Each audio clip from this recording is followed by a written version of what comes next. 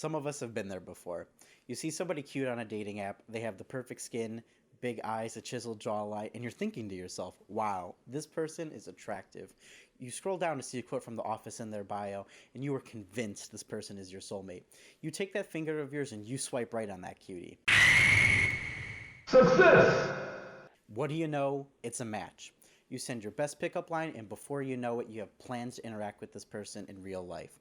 You decide to go bowling because nothing says fun like trying to buffer an awkward conversation by struggling to throw a 9-pound ball at stationary pins and somehow managing to miss every single one of them by throwing it in the gutter. But as you walk into the bowling alley, you're greeted by someone with oily skin, beady eyes, a double chin, and you're stuck wondering to yourself, who is this person? How did I get here? No, you are not suffering from a form of amnesia. You just got catfished. Though they are the same person as the one in the photos, they shockingly look like a different version of what they were selling. How did this happen? Simple. Face-altering technology such as Snapchat, Instagram, Facetune, and FaceApp made it easy for users to achieve an unrealistic version of themselves. Before we get into face-altering technologies, we need to understand why these apps have become such an essential part to the 18 to 24-year-old demographic in the first place. Adobe Photoshop was released onto the market in February of 1990. This revolutionary software was created by Thomas and John Knoll as a way to edit photographs. Over the years, the software has become more advanced, pushing the boundaries of what it is capable of doing. The thing is, Photoshop has become an industry standard for advertising for one really big reason: the ability to distort how people look. This clip from South Park highlights what Photoshop's big appeal was and still is today. This is Lisa Berger's class photo, right? Okay. Now, first thing we do is just Photoshop the bulges on her sides. We select the eyes, make them a nicer shape, take off any blemishes on the skin, lengthen the neck, add more to the hair, select the lips, make them fuller, take out any puffiness on the skin here, add fullness to the breast, lengthen the torso, take away that fold of skin, streamline the shoulders, put highlights in the eyes, and there. That's Lisa Berger. She's pretty. As you can see, Photoshop was used to make people more visually attractive, toning skin, accentuating sexual features, while trying to hide other appearances we deem as unattractive. So much of marketing and advertising uses Photoshop to help sell their brand. The problem is, telling the difference between an unedited and edited photo is really difficult. In a 2017 study done by Sophie J. Nightingale, Kimberly A. Wade, and Derek G. Watson from the Department of Psychology at University of Warwick, found that only 45% of adults were able to identify whether or not a photo had been digitally manipulated. This can be due to a couple of different factors, such as quality of Photoshop done, what types of images were being used, but perhaps the biggest factor is the participants' knowledge of what to look for. In the same study, most were not able to identify what was being manipulated in the picture, and that's a problem. If the majority of people are unable to identify when a picture has been photoshopped, then when they are subjected to advertisements, most are not able to identify those are not realistic representations of people. Dr. Meredith Jones proposes the term media bodies to describe these Photoshop bodies we see so prevalent in advertising. Now that we have an understanding of how Photoshop is used and the name for these idolizations of the human body, I want to shift focus on how this affected the development of late generation millennials and early Gen Z, to which neither wants to be confused for the other. As a late generation millennial, I am obligated to say that TikTok is stupid and Fortnite dances are cringe, but the current 18 to 24-year-old demographic was the first to be bombarded with these media bodies at a young age. Now, this has created a huge problem. To previous generations, they saw the integration of media bodies into the mainstream media. The late millennial and early Gen Z don't know any different than these media bodies. Looking back at older research gives us a clear picture of what kind of societal pressures were put upon children during the early 2000s. Research from Marita P. McCabe and Lena A. Ricciardelli in 2001 found that parental, peer, and media had the biggest effects on developing children. Initially, parents are the ones teaching their children what the societal standards of attractive are, and then those standards are reinforced by the children's peers. But whose idea was this? A similar question asked by Britney Spears and Justin Timberlake when their designers thought it would be a great idea if they wore a matching blue denim dress and suit to the 2001 American Music Awards. In both instances, someone high up made a decision that will affect other people, and it might result in having a mental breakdown and shaving your head. The American societal norm of attractiveness is not that difficult to see. Back in the early and mid-2000s, before body acceptance campaigns were a thing, there were only two archetypes that advertising was showing. For women, the societal norm was to be thin and petite. McCabe and Ricciardelli's findings indicate that societal standards for men was to be toned and have more muscle mass, but there was less parental and peer pressure put upon them to achieve that norm compared to women. Nowhere is this discrepancy more showing than in the relationship of Beyonce and Jay-Z. Now let's give a round of applause for Jay-Z for rocking that dad vibe before it was cool. Now that we know what types of societal norms late millennials and early Gen Z grew up with, women are supposed to be thin, men are supposed to be muscular, but there were far more subtle things than just that. We got accustomed to seeing flawless skin, perfect white teeth, symmetrical faces, a thin nose, and don't even get me started on fuller eyelashes because now you have women gluing fake ones to their eyes and peeling them off and leaving them laying around, and it's disgusting. But I digress. Now we have come to a very pivotal point.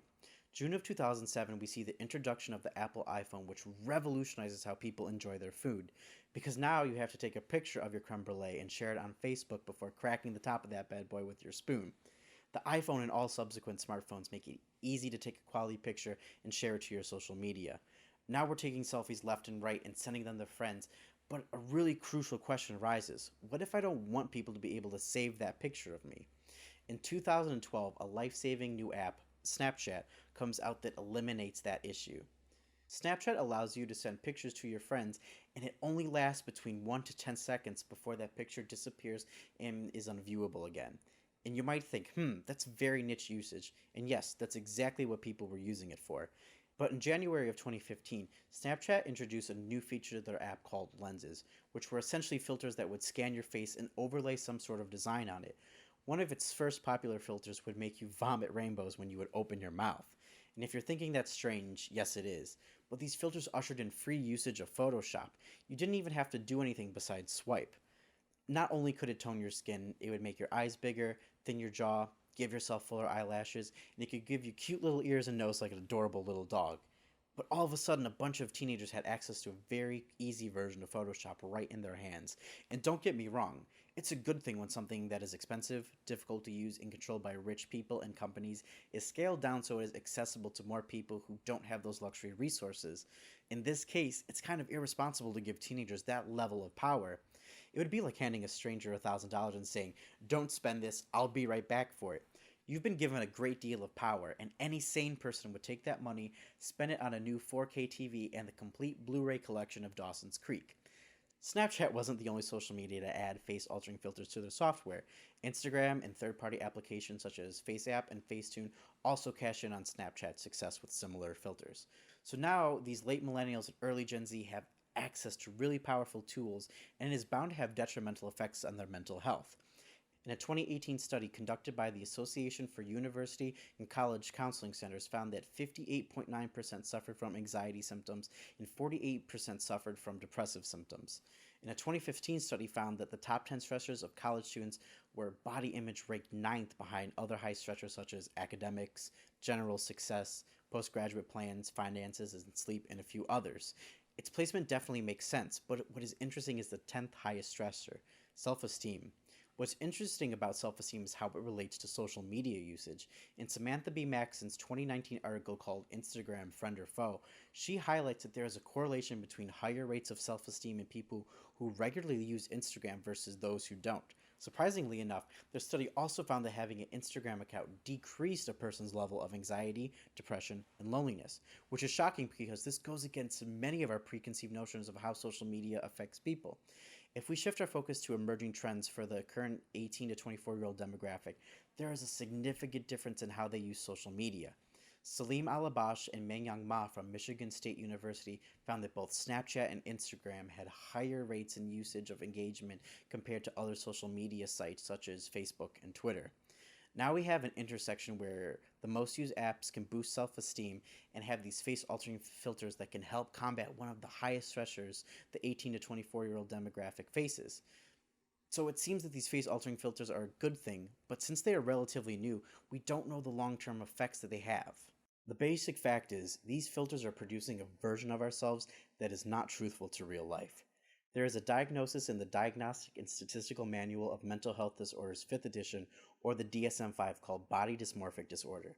Body dysmorphic disorder is characterized by an unhealthy obsession with a specific physical flaw that the person truly believes they have.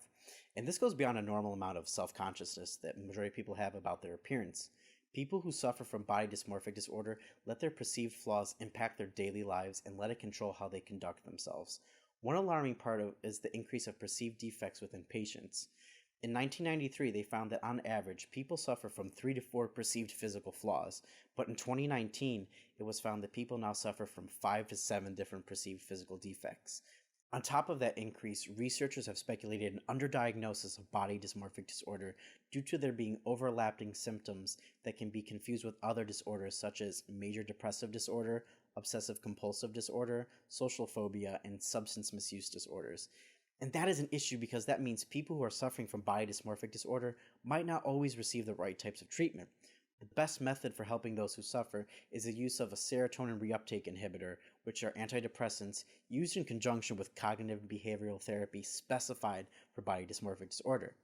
And if it is true that there is an underdiagnosis of body dysmorphic disorder, then we can hypothesize that these face-altering filters hide some of these perceived imperfections.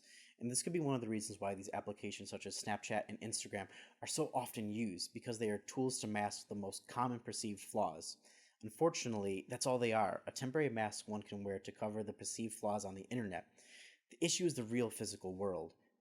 In 2018, the American Society of Plastic Surgeons reported they performed more than 17.5 million surgical and minimally invasive aesthetic procedures in the US alone.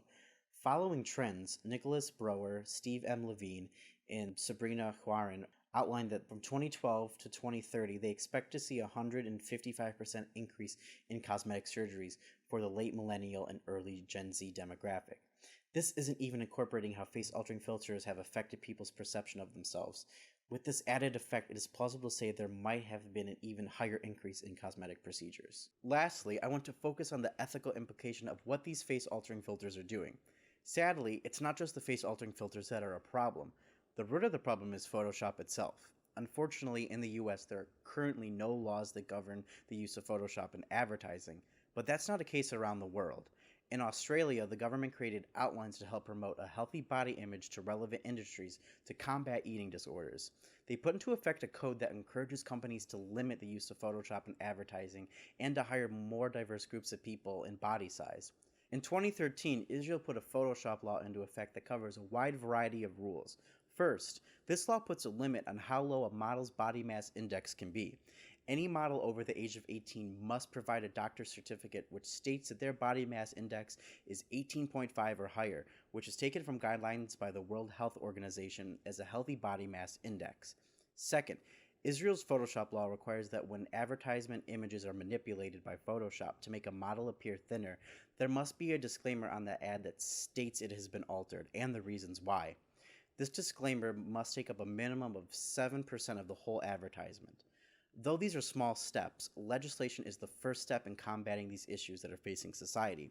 Since these types of regulations have failed to be addressed and implemented in the United States, the advertising industry has had free rein to conduct themselves in any way they choose in order to make money. We are at the point where people are expecting themselves to appear like media bodies they see in advertising. Because of this, we have turned to face-altering technologies like Snapchat, Instagram, FaceApp, and Facetune to deal with the depression, anxiety, poor self-esteem, and negative body image that advertising has caused. These applications have been programmed to alter what cosmetically bothers the majority of people. These companies are in essence changing the way we view ourselves, distorting our faces to make us look like better versions of ourselves. Body positivity campaigns have become more widespread, yet face-altering applications like Snapchat are gaining in popularity. That leaves us at a weird point, because it really leaves us with the question, does government regulation need to be placed upon these applications as well? Or is it the company's responsibility to remove these potentially harmful face-altering technologies? These are the difficult questions we have to ask ourselves going into the future. My name is Damian Johnson, and thank you for watching my video.